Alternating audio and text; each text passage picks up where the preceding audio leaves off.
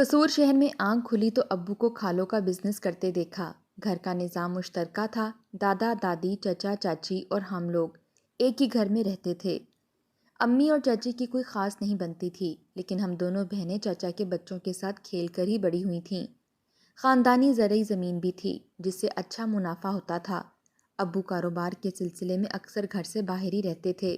ابو نے بزنس کو رفتہ رفتہ بڑے شہروں میں پھیلا لیا۔ کاروبار جب مزید بڑھنے لگا تو ابو زیادہ تر لاہور ہی رہنے لگے۔ چچا جان کا رجحان کھیتی باڑی کی طرف زیادہ تھا۔ وہ زمین کی دیکھ بھال کرتے اور پیداوار سے جو آمدنی ہوتی اس میں سے معقول حصہ والد صاحب کو دے دیا کرتے۔ ابو زمین کی دیکھ بھال اور کھیتی باڑی کی درد سری سے دور رہتے تھے۔ اس طرح وہ اپنا سارا وقت کاروبار کو دے پاتے تھے۔ جب لاہور کا مکان لیا تو والد صاحب نے دادی سے کہا کہ امی جان آپ کچھ عرصے کے لیے میرے ساتھ شہر چل کر رہیں تاکہ گھر کو سیٹ کر سکیں اور مجھے وہاں گھر کا کھانا بھی میسر آ جائے۔ بیٹے کی ضرورت کو مد نظر رکھتے ہوئے دادی آمادہ ہو گئیں اور ابو کے ساتھ لاہور چلی گئیں۔ ان دنوں میں 8ویں میں پڑھ رہی تھی اور میری چھوٹی بہن نادیہ چوتھی کی طالبہ تھی۔ والدہ ہم بہنوں کو اعلیٰ تعلیم دلوانے کی خواہش مند تھیں، لیکن وہ بہت خوش ہوئیں کہ شوہر نے شہر میں مکان خرید لیا ہے۔ جب میری بیٹیاں میٹرک پاس کر لیں گی تو یقیناً ہم لاہور چلے جائیں گے۔ گھر تو اپنا ہی ہے، وہاں ان کو کالج میں داخلہ دلوا دیں گی۔ ہم 2 ہی بہنیں تھیں۔ دادی کو بہت چاہ تھی کہ ابو کے ہاں بیٹا ہو، لیکن اللہ کی مرضی۔ ہم دونوں بہنوں کی پیدائش کے بعد کوئی اولاد اب تک نہ ہوئی تھی۔ لاہور میں والد صاحب اور دادی جہاں رہتے تھے، پڑوس میں ایک فیملی رہائش پذیر تھی جن کی بیٹی تعلیم یافتہ اور خوش شکل تھی۔ 34-35 برس کی تھی، ابھی تک غیر شادی شدہ تھی۔ اس کا نام صوبیہ تھا۔ وہ کافی مہذب اور سلجھی ہوئی لڑکی تھی۔ صوبیہ کے والدین کو بیٹی کے لیے اچھے رشتے کی تلاش تھی۔ دادی سے جان پہچان ہو گئی تو لڑکی کی ماں نے ان سے ذکر کیا کہ بیٹی کے لیے پریشان رہتی ہوں، آپ کی نظر میں کوئی اچھا رشتہ ہو تو ضرور بتائیے گا۔ دادی جب صوبیہ سے ملی تو ان کو وہ بڑی پسند آئی۔ جی میں سمائی اس کو بہو بنا لو تاکہ بیٹے کو اولاد نرینہ کی خوشی ملے۔ میری والدہ سے وہ مایوس ہو چکی تھیں۔ دادی اکثر صوبیہ اور اس کے گھر والوں کی دعوت کرتی رہتیں، خوب اہتمام سے کھانا پکاتیں، خاطر مدارت میں کوئی کسر اٹھا نہ رکھتیں۔ والد صاحب اور دادی ان کی مہمان نوازی اور اخلاق سے بہت متاثر تھے۔ دادی نے ابو سے بات کی تو پہلے انہوں نے انکار کر دیا، لیکن دادی نے ابو سے سختی سے کہہ دیا اگر تم نے میرے کہنے پر دوسری شادی نہ کی تو میں تمہیں اپنا دودھ کبھی نہیں بخشوں گی۔ دادا اس شادی کے سخت خلاف تھے۔ وہ اللہ سے ڈرنے والے اور دیندار انسان تھے۔ انہوں نے دادی کو بہت سمجھایا کہ اللہ نے قرآن میں خود کہا ہے کہ میں جس کو چاہے بیٹا دوں اور جس کو چاہے بیٹیاں اور جس کو چاہے اولاد نہ دوں، تو تم اللہ کے دینے پر راضی رہو، کیونکہ اللہ بہترین جانتا ہے کہ ہماری بھلائی کس میں ہے۔ اور اگر پوتا چاہیے تمہیں تو تم دعا کرو، اللہ کے خزانے بھرے ہوئے ہیں، وقت آنے پر سب مل جائے گا، کیونکہ دعا تو تقدیر بھی بدل دیتی ہے۔ لیکن دادی کو شاید دعا پر یقین نہ تھا اور وہ ہاتھوں پر سرسوں جمانے کی جلدی میں تھیں۔ آخر کار ابو مان گئے۔ نئی بیوی اور بیٹے کا خواب ان کو اپنی پرانی بیوی اور بیٹیوں سے زیادہ سہانا لگا۔ پھر ایک روز دادی نے اپنے ہمسایوں سے مدعا بیان کر دیا کہ صوبیہ کو بہو بنانا چاہتی ہیں۔ ان لوگوں کو بتا دیا کہ میرا بیٹا کبیر احمد شادی شدہ ہے، لیکن اس کی بیوی اب اولاد پیدا کرنے سے قاصر ہے، آپ سے رشتے کی طلبگار ہوں۔ ان لوگوں نے والد صاحب کا اخلاق خوشحالی دیکھی تو کہا کہ کچھ دنوں بعد سوچ کے جواب دیں گے، کیونکہ ہماری لڑکی کنواری ہے اور کبیر احمد نہ صرف شادی شدہ ہے بلکہ 2 بیٹیوں کا باپ بھی ہے۔ دادی وقتاً فوقتاً ان کے ہاں جاتیں اور رشتے کے لیے اصرار کرتی رہتیں۔ انہوں نے بالآخر حامی بھر لی، مگر کچھ شرائط رکھ دیں کہ یہ مکان ہماری بیٹی کے نام کرنا ہوگا اور آپ کی فیملی جو گاؤں میں رہتی ہے وہ کبھی ہماری بیٹی کے ساتھ آ کر نہیں رہے گی۔ کچھ خرچہ وغیرہ بھی لکھوایا۔ بہرحال معاملہ طے ہو گیا۔ دادی نے ابو جان سے صوبیہ کی شادی کرا دی۔ اس بات کو امی جان اور ہم دونوں بہنوں سے پوشیدہ رکھا گیا۔ البتہ چچا چاچی کو معلوم تھا، کیونکہ انہیں شادی میں شرکت کے لیے لاہور بلوایا گیا تھا، لیکن تاکید کی تھی کہ کبیر کی دوسری شادی کا قصور میں کسی سے تذکرہ نہ کرنا۔ خاص طور پر امی جان سے یہ معاملہ کچھ دنوں تک پوشیدہ رہے۔ والد صاحب جو 1 ماہ بعد کچھ روز کے لیے قصور آیا کرتے تھے، ان کا آنا بند ہوا تو امی جان پریشان رہنے لگیں۔ 3 ماہ گزر گئے، وہ نہیں آئے۔ والدہ چچا سے کہتی کہ آپ پتہ کریں کہ کیا بات ہے، اتنے دن گزر گئے ہیں وہ گھر نہیں آئے۔ چچا جانتے تھے کہ نئی دلہن آ گئی ہے، امی کو کیوں کر بتاتے؟ وہ جھوٹی تسلیاں دیتے کہ میں ان سے ملا ہوں، وہ بالکل ٹھیک ہیں اور کاروبار ترقی کرتا جا رہا ہے، اس لیے بھائی کبیر بے حد مصروف رہتے ہیں، خاطر جمع رکھو جلد آ جائیں گے۔ آخر ایک روز ابو گھر آئے لیکن وہ اکیلے نہ تھے، ایک خوبصورت جوان خاتون ہمراہ تھیں۔ وہ میری سوتیلی ماں تھی صوبیہ۔ اپنے باپ کے ساتھ نئی نویلی دلہن کو دیکھ کر ہم حیران رہ گئے، آنکھوں پر یقین نہ آتا تھا۔ امی جان صدمے سے نڈھال تھیں، ساری زندگی کے ساتھ اور صبر کا یہ ثمر ملا تھا کہ سوکن سامنے آ گئی تھی، وہ بھی بنی ٹھنی زیور اور بیش قیمت لباس سے آراز تھا، خوشبوؤں میں بسی ہوئی۔ والد صاحب کے چہرے پر کوئی پریشانی اور ندامت نہیں تھی، وہ پہلے سے زیادہ جوان اور حشاش بشاش ہو گئے تھے۔ یہ سب میری دادی کا کیا دھرا تھا۔ اس روز مجھ کو اپنی دادی سے سخت نفرت محسوس ہوئی، انہوں نے میری امی پر یہ ظلم ڈھایا تھا، حالانکہ میری امی ان کا بہت خیال رکھتی تھیں، خدمت میں کبھی کوتاہی نہیں کرتی تھیں، لیکن دادی کو پوتے کی چاہ تھی، انہیں میری ماں کے ارمانوں کی موت کا کوئی احساس نہ تھا۔ ابو کی دوسری شادی کے دکھ نے ماں کو جیتے جی مار دیا تھا، وہ گھر سے روٹ کر کہاں جاتی ان کا کوئی میکا نہ تھا۔ نانا نانی وفات پا چکے تھے، ایک خالہ تھی جو دبئی میں بستی تھیں، اس زیادتی کو برداشت کرنے کے سوا ان کے پاس کوئی چارہ نہ تھا۔ میری سوتیلی ماں اپنا سسرال دیکھنے اور گاؤں کی سیر کرنے آئی تھیں، یہ شوق پورا کر کے والد کے ساتھ لاہور واپس چلی گئیں۔ صوبیہ امیر باپ کی بیٹی تھی، اس کو امی کے دکھ کی کیا پرواہ ہونی تھی، ابو جیون ساتھی تھے، امی کہتی تھی جب انہوں نے ہی اپنی بیوی کے غم کا احساس نہیں کیا تو میں کسی اور سے کیا شکوہ کروں۔ صوبیہ ہماری چچی اور ان کے بچوں کے لیے تحفے لائی تھی، چچی تو چرب زبان تھیں، دونوں ایک دوسرے سے گھل مل گئیں، کسی نے ہمیں نہ پوچھا کہ یہ بھی کبیر احمد کی بیٹیاں ہیں۔ سوکن کے دکھ نے اماں کو ادموا کر دیا تھا، وہ سارے گھر کا کام کرتیں اور چھپ چھپ کر روتی رہتیں۔ میری امی ایک زندہ لاش کی طرح ہو گئی تھیں، سارے ارمان مر گئے تھے، ابو امی سے بالکل لاتعلق ہو گئے تھے، کبھی گھر آتے بھی تو امی سے بات تک نہ کرتے، تب میرا بھی اپنے باپ سے بات کرنے کو جینا چاہتا تھا۔ کچھ دنوں بعد دادی لاہور سے مستقل واپس آ گئیں، کیونکہ وہاں اب والد اکیلے نہ تھے، ان کی دلہن جو موجود تھی۔ اب دادی کا رویہ ہمارے ساتھ بہت برا ہو گیا، وہ ہمیں ہر وقت ڈانٹتی رہتیں، امی اور ہم سے سارے گھر کا کام لیتیں، چاچی اور ان کے بچوں کو کچھ نہ کہتیں، وہ ہم سے فرق کرنے لگی تھیں، امی کو بھی پھٹکار دیتیں۔ تب میرا دل بہت دکھتا اور میں بہت روتی اور میں سوچتی کہ نہ جانے اب ہماری یہ آزمائش کب ختم ہوگی۔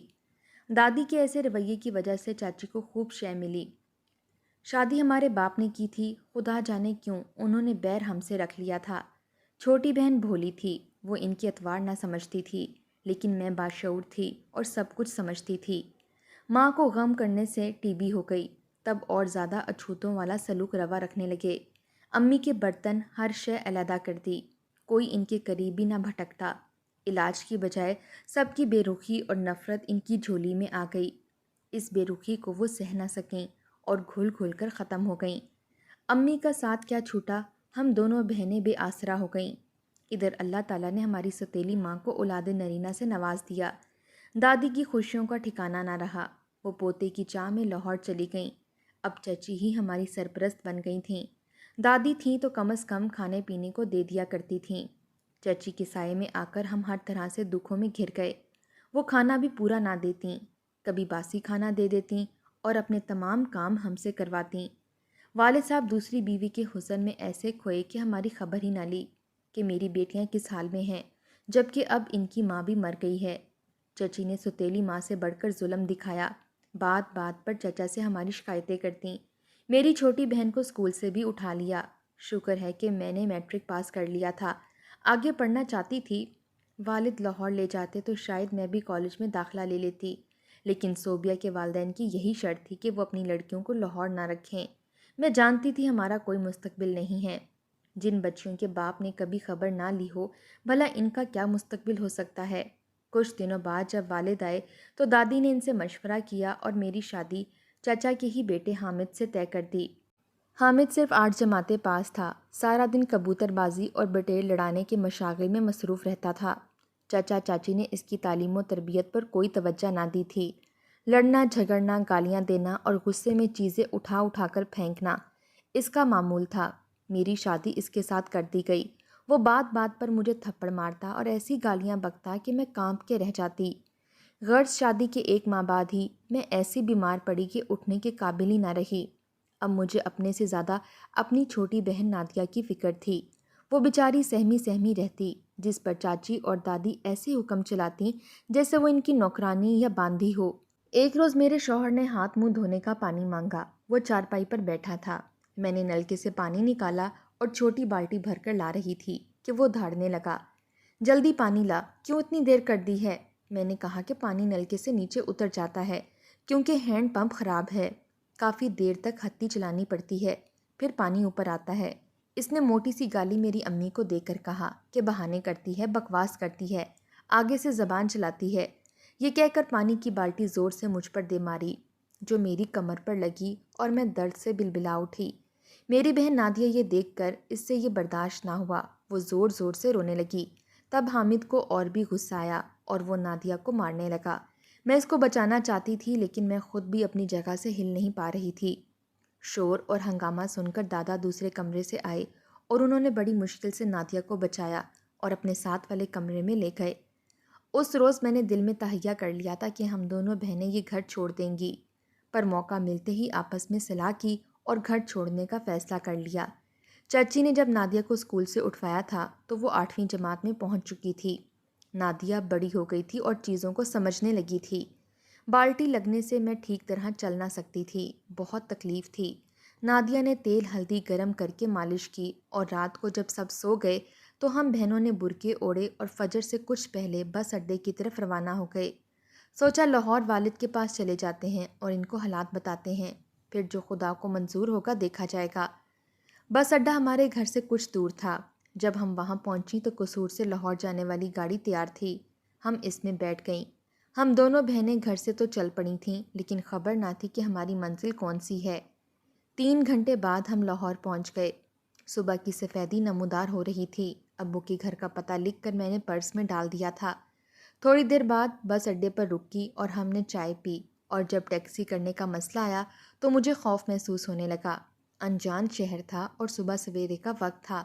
ہم کچھ پریشان سی کھڑی تھیں کہ ایک عورت جس نے ہمارے ساتھ ہی بس میں سفر کیا تھا قریب آ کر بولی، لڑکیوں تم نے کہاں جانا ہے تاکہ ہم ایک ہی ٹیکسی کر لیں، اس طرح ہمارے پیسے بچ جائیں گے۔ میں بولی ہم نے مسلم ٹاؤن جانا ہے، اپنے والد صاحب کے گھر، آپ نے کہاں جانا ہے؟ وہ کہنے لگی میں نے بھی اسی طرف جانا ہے، ایک ہی ٹیکسی کر لیتے ہیں۔ میں نے ان سے کہا لیکن مجھے اپنے ابو کے گھر کا راستہ معلوم نہیں ہے۔ بولی فکر نہ کرو، میں لاہور کی رہنے والی ہوں، مجھے سب راستے معلوم ہیں، پتہ بتاؤ تو میں تمہیں تمہارے والد کے گھر پہنچا دوں گی۔ تبھی میری بہن نے کہا آپی ابا جان کے گھر نہیں جاتے، کیا پتہ وہ گھر پر نہ ہوں اور ستیلی ماں ہم کو گھر کے اندر داخل ہونے ہی نہ دیں، پہلے ابا جان کو فون کر لیں۔ میرے شوہر کی ڈائری میں صرف پتہ لکھا تھا جو میں نے نقل کر لیا تھا، وہاں والد کا فون نمبر درج نہ تھا۔ فون نمبر تو نہیں ہے، میں نے نادیہ کو جواب دیا۔ وہ عورت بولی ستیلی ماں کا کیا معاملہ ہے؟ بہت لمبی کہانی ہے آنٹی، میں نے جواب دیا۔ نادیہ ابو کے ڈر سے ان کے گھر جانے پر رضامند نہ ہو رہی تھی۔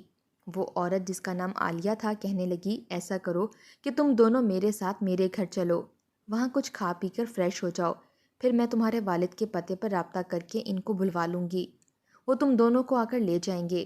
ہم ڈرے ہوئے تھے اور ہمیں کچھ سمجھ نہیں آ رہی تھی کہ کیا کریں۔ ہم نے ان کی بات مان لی اور وہ ہم کو اپنے گھر لے آئے کہ میاں بیوی تھے اور ان کے 2 بچوں کا ایک حادثے میں انتقال ہو چکا تھا۔ دونوں نہایت ہی شریف اور ہمدرد تھے۔ ان آنٹی کا نام عالیہ تھا۔ میں نے ان کو ابو کا پتہ بتا دیا۔ آنٹی نے ناشتہ دیا اور ان کے شوہر ابو سے رابطہ کرنے چلے گئے۔ اس دوران تمام حال میں نے اس مہربان خاتون کی گوش گزار کر دیا۔ 1 گھنٹے بعد انکل نے آ کر بتایا کہ آپ کی سوتیلی ماں نے کہا ہے کہ ان کو یہاں مت لانا، جبکہ آپ کے والد کاروبار کے سلسلے میں دبئی گئے ہوئے ہیں، لیکن وہ عورت یہ نہیں بتا رہی کہ آپ کے والد کب لوٹیں گے۔ آنٹی عالیہ کے شوہر سے شاید صوبیہ نے جھوٹ کہہ دیا تھا۔ بہرحال اب آنٹی عالیہ اور ان کے شوہر کافی پریشان ہو گئے۔ انہوں نے ہمیں مشورہ دیا کہ آپ لوگ واپس قصور چلے جائیں۔ ہم نے کہا کہ اب وہاں جانا اور موت کے منہ میں جانا ایک ہی بات ہے۔ آنٹی عالیہ نے کہا کیا کوئی اور رشتہ دار بھی موجود ہے آپ کا جہاں آپ جانا چاہیں گی؟ مجھے یاد آیا کہ میری نانی کی سگی بہن پنڈی میں رہتی تھیں۔ بچپن میں ایک بار ان کے گھر گئے تھے جب ان کی بیٹی کی شادی تھی۔ مجھے محلے کا نام یاد تھا لیکن گھر کا پتہ یاد نہیں تھا۔ انکل ہمیں خود لاہور سے پنڈی چھوڑنے کے لیے آئے۔ ہم 6 گھنٹے میں پنڈی پہنچ چکے تھے۔ انکل نے مزید 3 گھنٹے لگا کر اور لوگوں سے پوچھ کر ہماری نانی اور ان کے وکیل بیٹے کا گھر معلوم کر ہی لیا۔ میں نے جگہ پہچان لی اور ہم نے دروازہ کھٹکھٹایا۔ خود نانی نے ہی دروازہ کھولا اور پھر جان کر مجھے گلے لگا لیا۔ پھر پوچھا کیا یہ نادیہ ہے؟ جی نانی امی یہ نادیہ ہے، اب بڑی ہو گئی ہے۔ نانی ہم کو اپنے گھر کے اندر لے گئیں اور خوب پیار کیا۔ امی کو یاد کر کے اور اپنی بہن کو یاد کر کے آنکھوں میں آنسو بھر لائیں۔ پھر پوچھا تم لوگ اکیلی کیوں آئی ہو؟ خیر تو ہے؟ میں نے رو رو کر حالات ان کی گوش گزار کر دیے تو وہ بھی رو دیں۔ ان کے بیٹے وکیل تھے، ان کو سارا حال بتایا۔ انہوں نے کہا کہ میں تمہارے ابو سے بات کرتا ہوں۔ نانی نے عالیہ آنٹی کے شوہر کا بہت شکریہ ادا کیا۔ وکیل عامر ماموں نے کسی طرح ابو کا نمبر معلوم کیا اور ان سے بات کی۔ ابو سخت طیش میں تھے۔ خدا جانے دادی اور چچی نے کیا کان بھرے تھے کہ ہمارا نام بھی سننے کے روادار نہ تھے۔ انہوں نے عامر ماموں سے کہا کہ شادی شدہ ہو کر ہینا گھر سے بھاگی ہے اور چھوٹی بہن کو بھی ساتھ لے گئی ہے۔ اگر میرے سامنے آئے گی تو میں ان دونوں کو گولی مار دوں گا۔ ابو کی زبان سے ایسی مایوس کن باتیں سن کر عامر ماموں خاموش ہو گئے۔ کہنے لگے تم اپنے شوہر سے بات کرو، تمہارے والد تو تمہارا نام بھی سننا نہیں چاہتے۔ میں نے کہا عامر ماموں آپ مجھے ختم کر دیں، لیکن میں اس ظالم سے ہرگز بات نہیں کروں گی۔ وہ ایسا انسان ہرگز نہیں جو مجھ پر رحم کرے۔ جو سلوک اب وہ مجھ سے کرے گا آپ اس کا تصور بھی نہیں کر سکتے۔ سوائے دادا کے سب لوگ وہاں ظالم ہیں۔ میں اتنا روئی کہ عامر ماموں پریشان ہو گئے۔ آخر نانی نے کہا کہ ہم قانونی طریقہ اختیار کریں گے اور تمہیں تمہارے شوہر سے خلا دلوا دیں گے، اس کے بعد سوچیں گے۔ نانی نے نادیہ کو قریبی اسکول میں داخلہ دلوا دیا اور عامر ماموں نے عدالت سے رجوع کر کے میری خلا لے لی۔ نانی نے کہا تم دونوں لڑکیاں ساتھ ہو، اب اور کہیں جانے کی ضرورت نہیں۔ تم میری بہن اور میری بھانجی کی نشانی ہو، یہی میرے پاس رہو۔ جب باپ وارث بننے پر راضی نہ ہو تو ادھر ادھر بھٹکنے کا کوئی فائدہ نہیں ہے۔ 1 سال بعد اپنے عزیزوں میں اچھا رشتہ تلاش کر کے نانی امی نے میری شادی کروا دی۔ یہ پڑھے لکھے لوگ تھے جس سے میرا نکاح ہوا۔ ان کا نام محمد غنی تھا، اپنا بزنس تھا، خوشحال اور نیک آدمی تھے۔ پہلی بیوی وفات پا چکی تھی۔ انہوں نے مجھے حسن سلوک سے رکھا تو میں بھی ان کی محبت کا دم بھرنے لگی۔ اب پتہ چلا تھا کہ عزت کرنے والا شوہر اور پرسکون شادی شدہ زندگی کسے کہتے ہیں۔ نادیہ کو پڑھنے کا شوق تھا، اس نے دل لگا کر پڑھا اور FSC شاندار نمبروں سے پاس کی۔ اس کا میڈیکل کالج میں داخلہ ہو گیا۔ تعلیم کا سارا خرچہ نانی امی نے اٹھایا۔ یوں وہ ایک روز ڈاکٹر بن گئی۔ اس کا مستقبل روشن تھا۔ نانی امی نے اس کی شادی اپنے بڑے بیٹے کے صاحبزادے علی سے کر دی جو بیرون ملک پڑھنے گیا ہوا تھا۔ علی میری بہن کو بھی اپنے ساتھ کینیڈا ہی لے گیا۔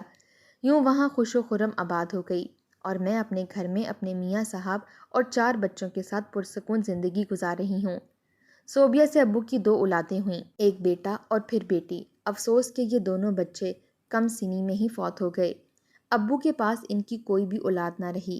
دادی جن کو پوتے کی جلدی تھی وہ ابو کو ایسے بے اولاد دیکھ کر کڑتی تھیں اور آخر کڑتے کڑتے ہی اس دنیا سے رخصت ہو گئیں۔ دادی کی موت کے بعد ابو نے ہم سے رابطہ کیا اور واپس آنے کا کہا۔ میری تب تک شادی ہو چکی تھی اور نادیہ نے جانے سے صاف انکار کر دیا۔ ان دنوں وہ میڈیکل کی تعلیم حاصل کر رہی تھی۔ نانی نے ابو سے کہا کہ آپ جب چاہیں اپنی بچیوں سے آ کر مل سکتے ہیں، لیکن اس کے بعد وہ پھر کبھی نہ آئے۔ شاید ان کی بیوی صوبیہ کو یہ بات پسند نہ آئی تھی۔ آخرکار ابو کا انتقال بے اولادی اور تنہائی میں ہوا۔ ابو کی وفات کے بعد ان کے حصے کی زمین اور جائیداد میں سے ہم دونوں بہنوں کو شرعی حصہ مل گیا، لیکن صوبیہ کو وہی مقام ملا جو وہ اپنی زندگی میں اس کے نام کر گئے تھے۔ دادا اور دادی وفات پا چکے تھے، چاچا اور چاچی سے ہمارا کوئی واسطہ نہ رہا تھا۔ آج 30 سال بعد میں سوچتی ہوں کہ ہمارے اپنوں نے ہم پر کتنے ظلم کیے اور ہمیں بے یار و مددگار چھوڑ دیا، لیکن اللہ نے ہمارے دور کے رشتوں کو ہمارا اپنا اور مخلص بنا دیا۔ بے شک جب زندگی ایک دروازہ بند کرتی ہے تو اللہ اپنی رحمت سے 100 دروازے کھول دیتا ہے۔